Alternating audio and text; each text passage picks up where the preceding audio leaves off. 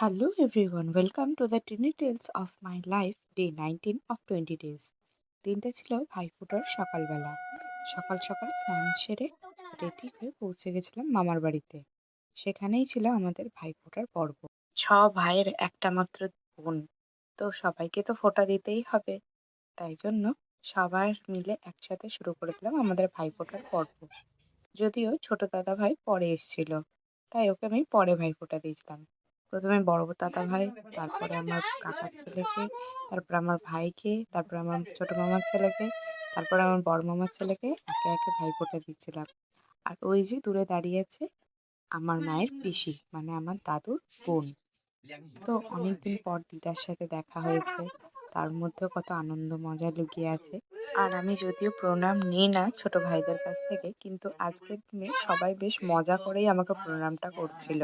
আর সেটা নিয়ে বেশ ইয়ার্কিও করছিলাম আমরা। তারপরে চলে এসেছিল ছোট দাদা ভাই, তাই ছোট দাদা ভাইকেও ভাইফোঁটা দিয়ে দিলাম।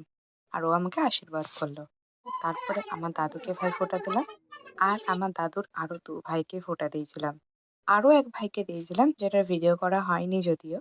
তারপরে এখানে আমার মায়ের আর মাসির ভাইফোঁটা পর্ব চলছিল। মা বড় মামাকে ফোঁটা দিচ্ছিল, আর আমার মাসি আমার বাবাকে ফোঁটা দিচ্ছিল।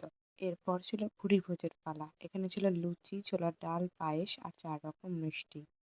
যদিও এটা জাস্ট লাঞ্চে আরো অনেক আয়োজন ছিল, যেটা আর লোভ সামলাতে না পেরে ভিডিও করতে পারিনি। আর সবশেষে পান খেয়ে আবার বেরিয়ে পড়লাম প্যান্ডেল হপিং করতে। আর এটাই চলে গেছিলাম সাগরভাঙার ক্লাব অ্যাম্বিশনের ঠাকুর দেখতে। আর ভাইয়ের দেওয়া কুর্তিটাই পরেছিলাম। তারপরে ক্লাব বৈশাখীতে গেছিলাম। সব এক এক করে প্যান্ডেল হপিং করে চারিদিক ঘুরে দেখছিলাম।